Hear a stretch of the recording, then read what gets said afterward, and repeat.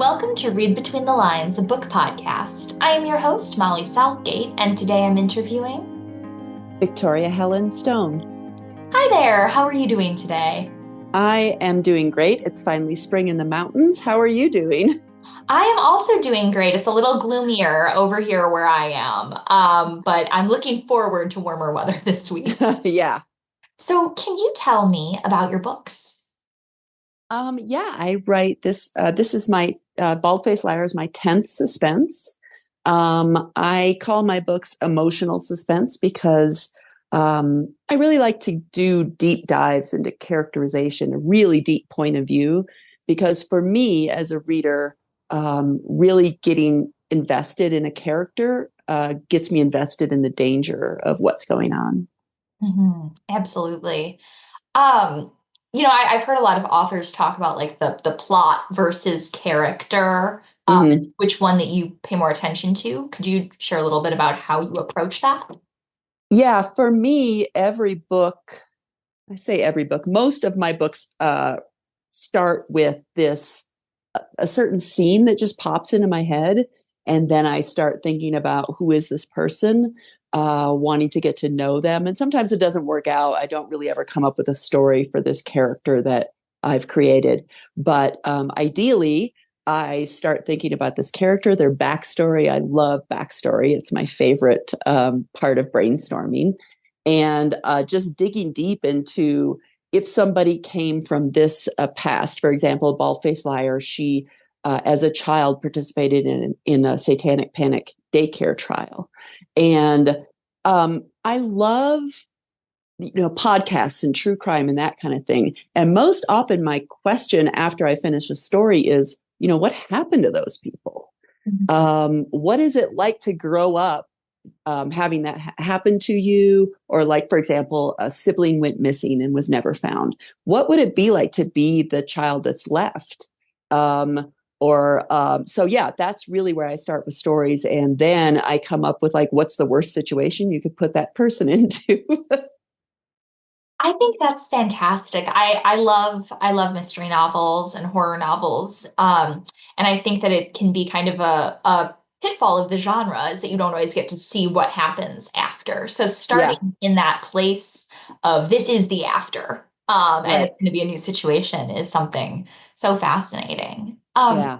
Can you share a bit about the plot for Bald-Faced Liars?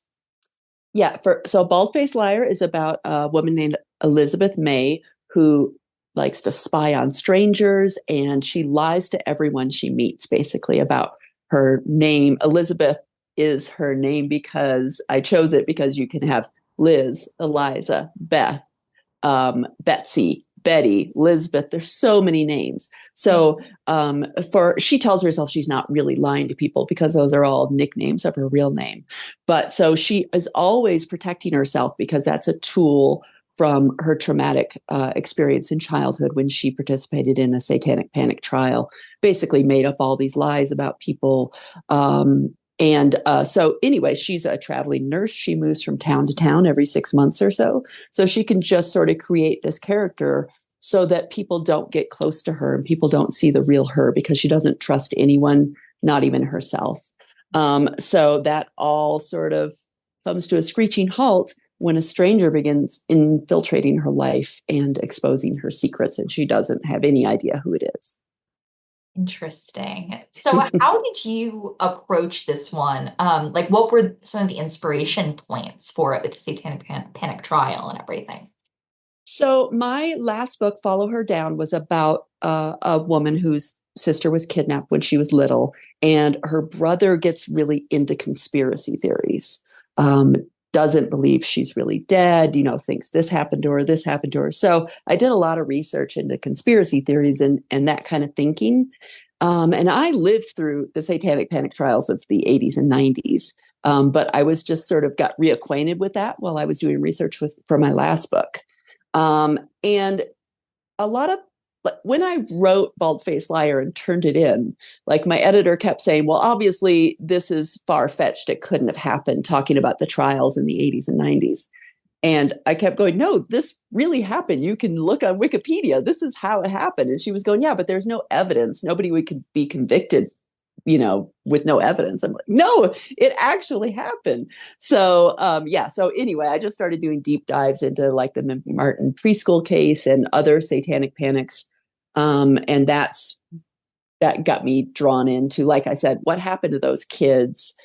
Because the kids who gave evidence in the daycare trials were, I don't know if you're familiar with that era, but Mhm. there were all these accusations and trials saying that these daycare providers were actually satanic groups who were just, murdering children and babies left and right and making the kids watch this and obviously sexually abusing them and physically abusing them. And there were no babies missing. So then it started evolving into this, oh, they must have baby farms where they're kidnapping women and having these babies, because obviously must all be true. And there was no physical evidence on the kids, but they were coached by parents and counselors and psychologists and doctors and police officers, investigators.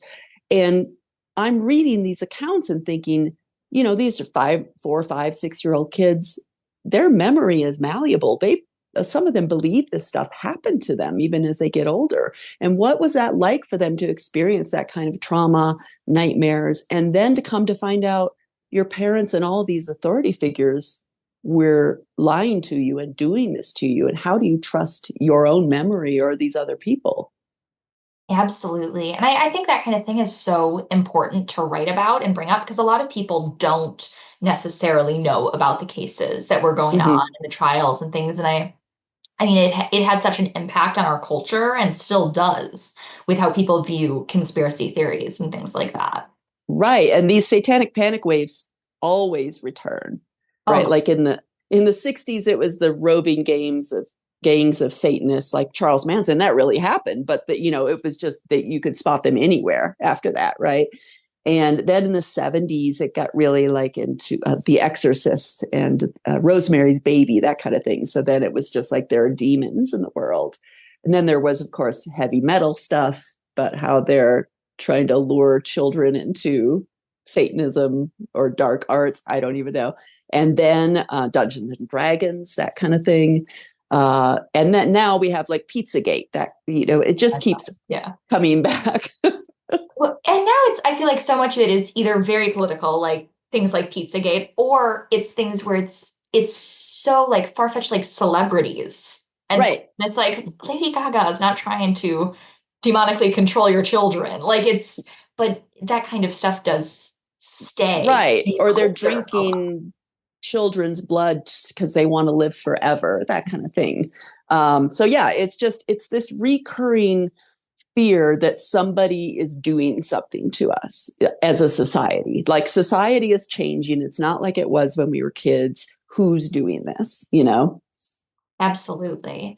I'd like to hear a bit more about your writing process when you're looking, because something like that is so traumatic, Mm. kind of from the psychological perspective, how you wrote that. Um, I so like I said, I start with this kernel that's far in the past. So I think this happened about 30 years ago when the book opens. So it's not sitting right there on the page, dumping all this backstory. What I go with is how people protect themselves, how they react to that kind of trauma, what kind of walls they put up, what kind of mistakes they're going to make in their life. And then that's sort of the back door to, oh, this is why she's upset about that. This you find out later. So, like I said, I start with that really dark backstory, but it doesn't mean that the book, like this book, is kind of lighthearted and funny. But that is one of her defenses, right? Like that's one of the walls she puts up is always making a joke about everything. So yeah, that's and then in some books that I write, that darker stuff might be right up front. Like my last book, Follow Her Down, the main character is really, as an adult, finally trying to address the trauma of growing up with a missing sister and just being, obviously your parents would have to be focused on the missing child and what does that mean for the siblings that are left behind. So that's a bit of a darker book, but yeah, so that's how I process that stuff. Fascinating. So I'm curious a little bit more about how you started writing and kind of your path to publication. Um, I always, as long as I can remember, have wanted to be a writer. I grew up pretty poor and with a single mom and a bunch of sisters, and we did not have much. But my mom was a reader, so we were always going to the library. It's free, free education and entertainment. Used bookstores. So yeah, it just seemed like I don't remember when I started writing stories as a kid, but I remember starting like a sort of dramatic story when I was a teenager. So I always knew I wanted to be a writer, and but I went to college for business because I wanted to have a backup plan. And yeah, that's how it worked out. I was working in financial services actually when I started writing romance novels a long time ago, and then uh, I found my agent through this slush pile, which is fun. And I was a part of Romance Writers of America. So that was really a good starting point for entering writing contests and learning the craft and going to conferences, that sort of thing. That's so interesting. Mm-hmm. So, can you tell me a bit more about your pen name and your work as a romance author? Yeah, so I wrote romance under Victoria Doll, which is a variation of my real name. And when a former publisher, a former editor asked me if I would try writing something that wasn't romance because she wasn't working in romance anymore.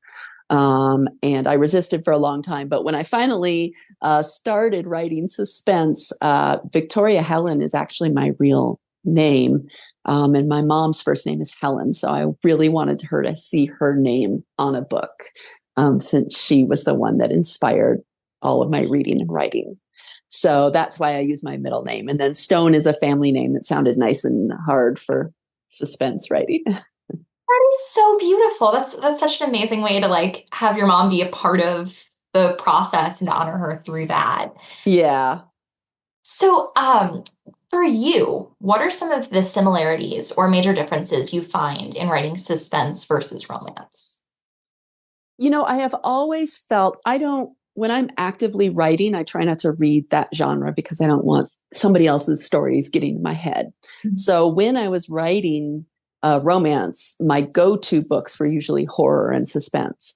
But I feel like romance and scary books are sort of the flip side of the same coin because these are the most basic drives in life: survive, first of all, and then second, like pair up and keep the species going.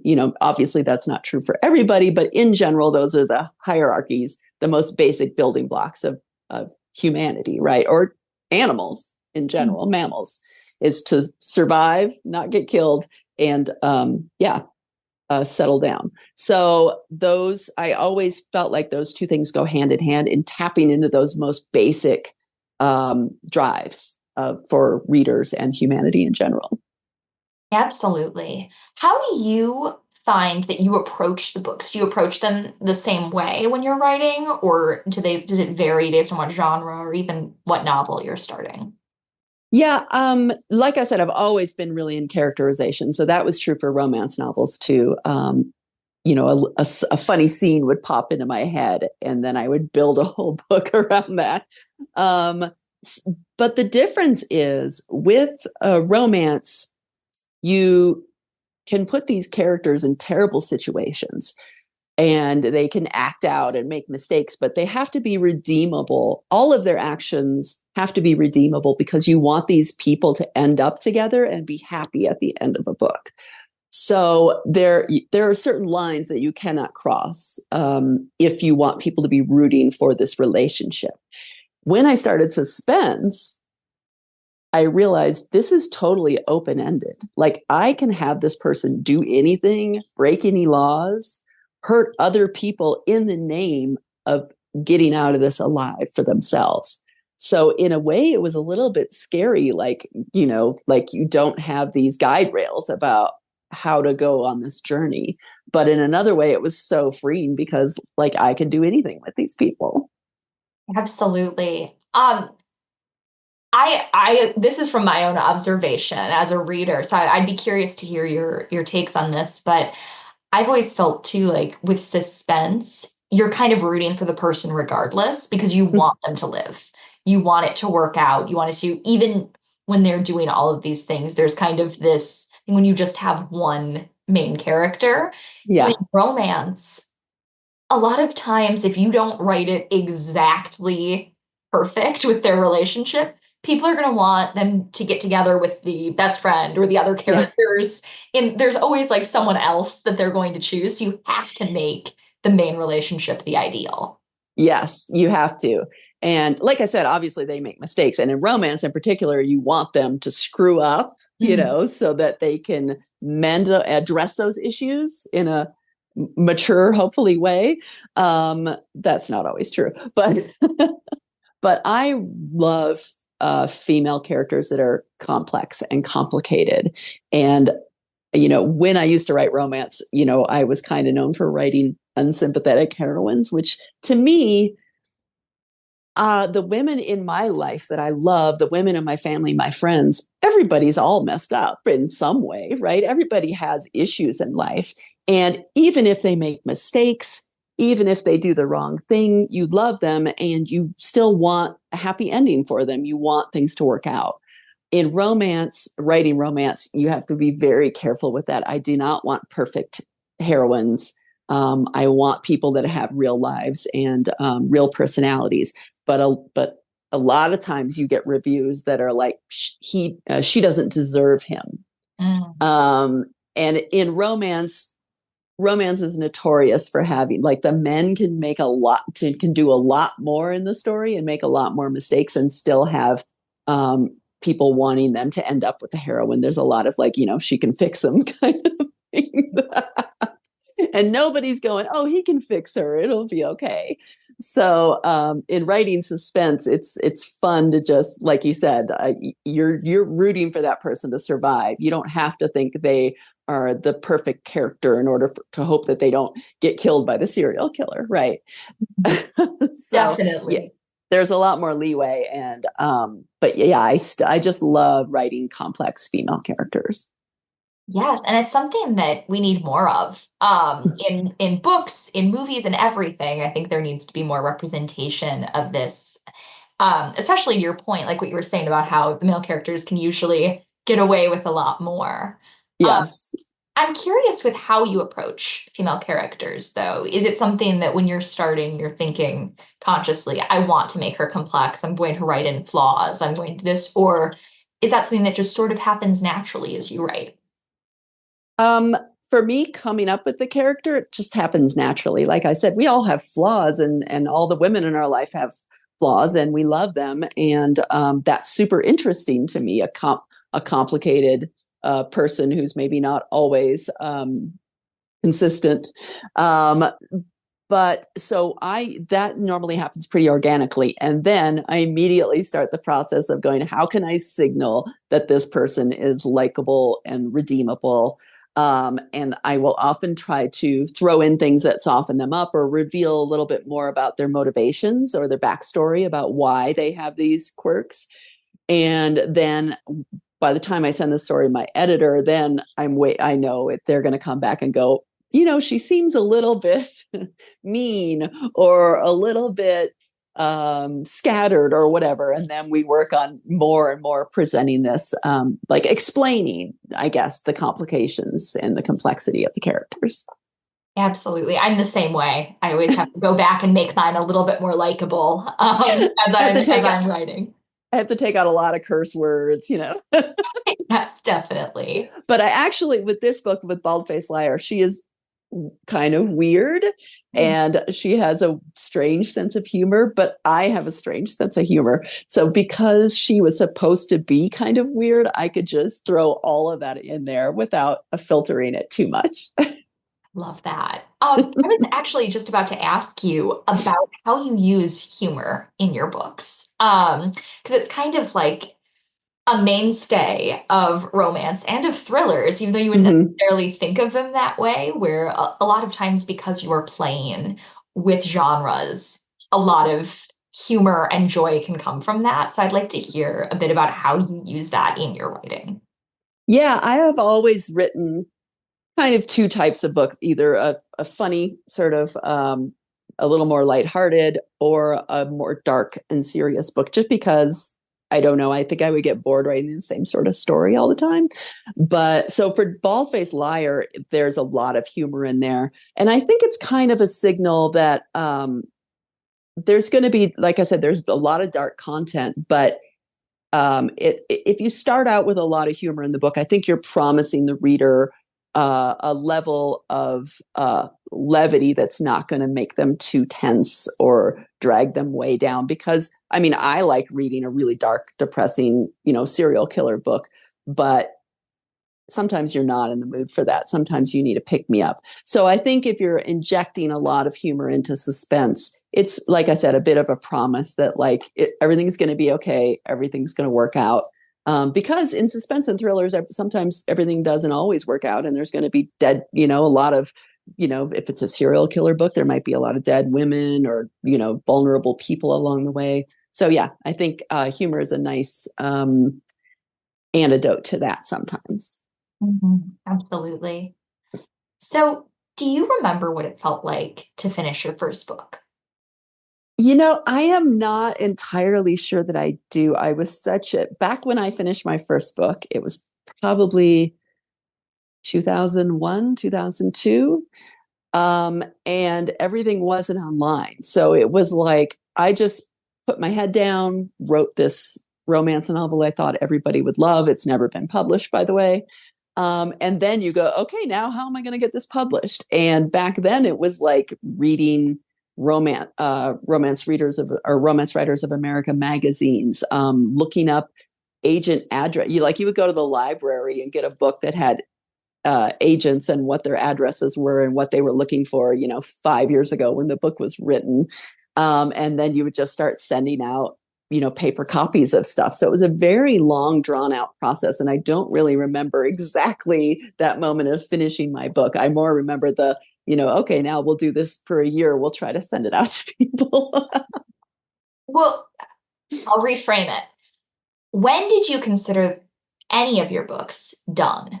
Do you consider it done after the first draft, after multiple drafts? Like when do you say, okay, I wrote a book, it's out, um, done? oh, my husband is very big into let's go celebrate. You finished your book. So there's like 7 different spots where the book is finished.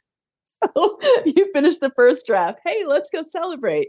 Then you turn in, you revise it a little, and then you turn it in. And then it's, hey, let's go out to dinner. I turned in my book. So I write a pretty clean first draft. I start at page 1 and I end at the end of the book. A lot of my friends write different chapters and sort of piece them together. So it's a very definite beginning and ending for me. Before I ever even start any revisions. Do you outline? I am a pantser at heart, but once you start getting published, your publisher wants to know what the next book is going to be because they have to start writing up the back cover copy. And also you need to get approval. Like, yeah, I sign off on this story. This sounds like a good idea. So I am forced to plot now. I'm forced to outline. And I really, really hate it because I just want to get to know these people and figure out what they're going to do. But when I'm at, chapter 20 out of 40 chapters and I'm just sort of writing and going, I don't know where I'm going here. I love it. Now that I have an outline, I can go back to it and go, oh, that's what I was going to do. That's really smart. So that part is great. That makes sense. I was curious because I've had a lot of people on the show, and I find that when they do outline, that's when people feel more comfortable to write out of order. And when people don't, Yeah, they yeah. usually go start to finish. So saying that you're a pantser at heart, I'm the same way. Yeah. And that chronological writing, it's a totally different kind of process, I feel like. I agree. I agree. And for me, I don't have this they come to me and they're my muse and I'm just their conduit for them to come. I think it's a combination of me coming up with things and then just waiting for some personality and some thoughts to come through. And that's why I love writing chronologically, because I like to evolve and get to know this person as I'm writing.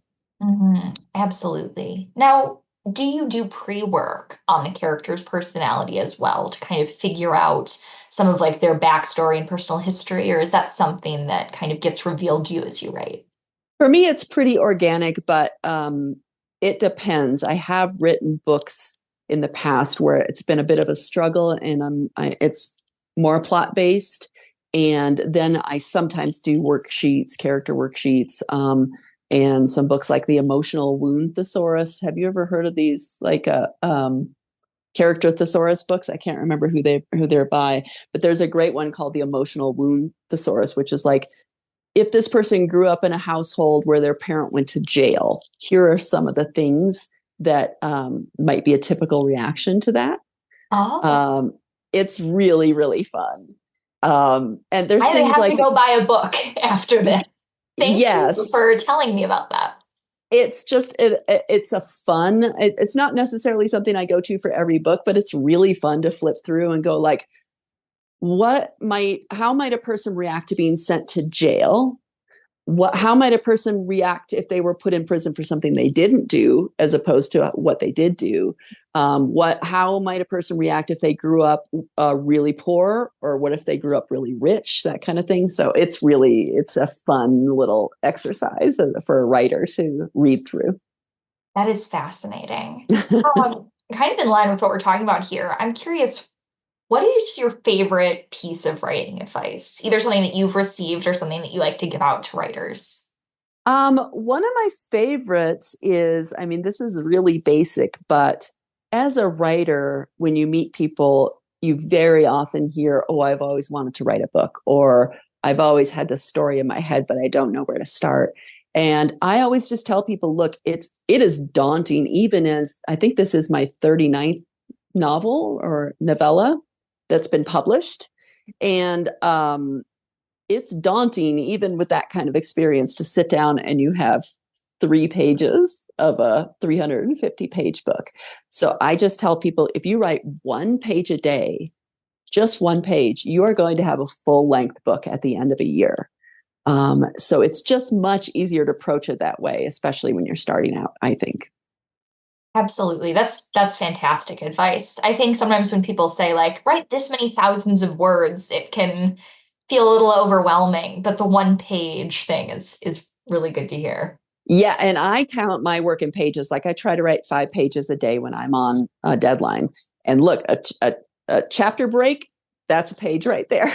A lot of dialogue, that takes up a lot of space on a page. So for me, it's easier than trying to hit a certain word count, because every once in a while you get that fun break where you're like, oh, here's 3 lines on a page and then a page break. And look, that's 2 pages. Sometimes you need that.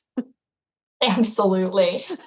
Well, this has just been such a fantastic interview. Thank you for coming on the show. Thank you so much for having me. This has been fun. I just have one more question, and that is, what do you have coming up? Well, like I said, Bald Faced Liar is just now coming out. That's my 10th suspense. And right now I am brainstorming another book for next year about a woman who is a therapist and gets fed up with seeing bad men get away with bad things all the time. So that's been really fun to research. That sounds fascinating. I can't wait for it to come out, and you are welcome back on the show. I'd love to talk about it with you. Thank you. For Read Between the Lines, my name is Molly Southgate. And I'm Victoria Helen Stone. Let's end this the way all great stories end. Happily ever after. The end. Thank you for listening to Read Between the Lines, a book podcast. You can follow the show on Instagram and Facebook at Read Between the Lines Podcast and on Twitter at RBTL Podcast. Make sure to follow the authors who I've been talking to hear all about their upcoming projects, and also because they're cool people. This show is hosted by me, Molly Southgate, and produced and edited by my dad, Rob Southgate. Read Between the Lines is a Southgate Media Group production, and you can find all the great content put on by the network at southgatemediagroup.com. You can read the story of how I and many other podcasters started in the anthology book Pod Life, which you'll find at the link in the show notes. Also in the show notes are links to buy the books featured on this episode. Using those links supports this show and the incredible authors being interviewed. Have a great week and keep reading.